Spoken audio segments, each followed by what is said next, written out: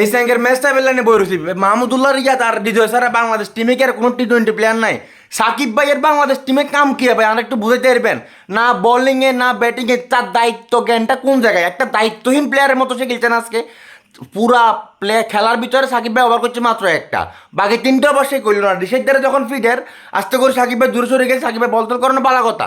Batting এলো ফালতু একটা বাজে শট খেলে আউট হয়ে গেল কই। সাকিব ভাই যে শটে আউট হয়েছে নাজমুল্লাহ ঠিক, আবার পরের টাইমে যাই সেম ভুলটা করছে কিনলেই। ওই টাইমে তো হৃদয়ের সময় দেওয়ার দরকার ছিল না, একটা ফালতু একটা কামে গেল না তোরা। মানে এত সুন্দর একটা খেলা 113 রানে, যেখানে তোরা সাউথ আফ্রিকার মধ্যে একটা দলটা আটকা দিতে পারছস।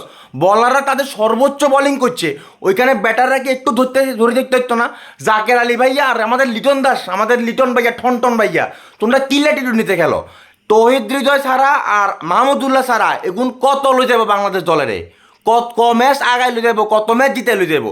এই স্যাঙ্গের খেলা চাইলে বলে এতক্ষণ ধরে মানে বই থাকুন কোনো কোনো কথা। এটা মাহমুদুল্লাহ যখন ফুল টস বলে ছক্কা মারছে মনে করছি ম্যাচ কি দেখেছি গো ওই মুহূর্তে, ক্যাচ শেষ সুন্দরী বাস ঢুকে গেছে কই।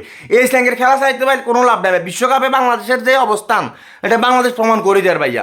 এই দায়িত্বহীন জ্ঞানহীন এই প্লেয়ারগুলারে ওয়ার্ল্ড কাপে লই যায়, দেশের মান ইজ্জত নষ্ট করা ছাড়া আর কোনো ইম্প্রুভমেন্ট এটার ভিতরে দেখিয়েন না ভাইয়া। নাইলে এত সুন্দর একটা রান, মানে বাংলাদেশ আর পাকিস্তানের মতো কন্ডিশন পুরা, মানে বাংলাদেশ আর পাকিস্তান যে কোনো এক কালে এক ছিল, এরা যে ভাই ভাইয়া ছিল এটা তারা প্রুভ করছে আজকে। আবার ভারতের লগে 120 রান লইতে পারে না, আর সাউথ আফ্রিকার লগে বাংলাদেশ 113 রান লইতে আইলো না। এর আগে তারা প্যাকেট হয়ে গেল। কত সুন্দর তাহিদ যখন আউট হয়েছিল তখন 20 বলে 21 রান লাগে ওই মুহূর্তে। এরপরে আমরা দেখি যে ওই ম্যাচ হারে গেলাম আমরা। যেভাবে রান ছিল মোটামুটি রানের দরকার ছিল লাস্টে, মানে 4 বলে 7 রান দেখেন, ওইখানে 7 বলে 4 রান হওয়ার কথা ছিল, কিন্তু আমরা এর আগে আমরা হারে গেছি কই।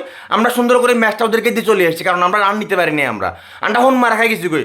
হোন মারা খাই না যাইতে হোন মারা খাইতে খাইতে আমরা জীবনটা শেষ ভাইয়া। এই ম্যাচ যদি বাইর করতে নোরে আমরা কোন ম্যাচ জিতবো, কেটা ম্যাচ জিতবো আমরা? কিরকম ম্যাচ জিতবো যেখানে বলাররা তাদের সম্পূর্ণ ইফোর্ট দিই, তাসকিনের মতো বলার, মুস্তাফিজ, তারপরে সাকিব, যে মানে জুনিয়র সাকিব, বলাররা তাদের সর্বোচ্চ ইফোর্ট দিই।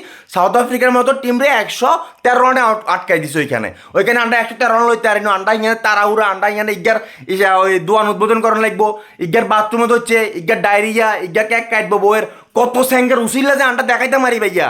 আমাদের ম্যাচ জিতন লাগতো না। অন্য ম্যাচের কথা বাদ দিলাম ভাই, এই ম্যাচটা হারিয়ে যাওয়া এটা কি নেওয়ার মতো কথা? সাউথ আফ্রিকার মতো টিম, ওইখানে আমাদেরকে 113 রানে আউট, মানে বিশ্বকাপ শেষ করে দিয়েছি 6 উইকেটে। আমরা 113 রান নিতে পারলাম না, আমরা হারিয়ে গেছি ওই 6 রানে। আকলার মারা হন্যার বেলা এই স্যাঙ্গের খেলা চাই কোনো লাভ আছে? এগুনারে কিল্লাই খাবাই, কিল্লাই বেতন দিয়ে এগুনারে বাংলাদেশ টিমে রাখি দিয়েছে, আর মাথার ধরে না। মানে ম্যাচটা খারাপ হয়ে গেছে। যেখানে চিন্তা করলাম যে যেখানে ম্যাচটা জিতমো, মানে মোটামুটি আমরা হলাইন বেগুনে মিলে বিরিয়ানির আয়োজন করছিলাম, বিরিয়ানিও খাইছি। বেগুন মিলে বিরিয়ানি খাইছি আন্ডা, যে ওখানে যাই আমরা মানে মোটামুটি আছে বাংলাদেশ যেহেতু ভালো একটা অবস্থা, বিরিয়ানি টিরানি খাইয়ে লাস্ট হন মারানি খাবাই দিছে এখন। শালার বাল খেলতো যায় আমার এগুলা। এবং বেগুনের লই যায় আসে না ওই ফাবনা ইয়াতে লই যায় সুঙ্গা কি একটা থলি আছে না, থলির ভিতরে লই যায় হালাই আসতে মরে একটা মানুষ কেন তখন মারিবে দরকার বাইঞ্চু দখল।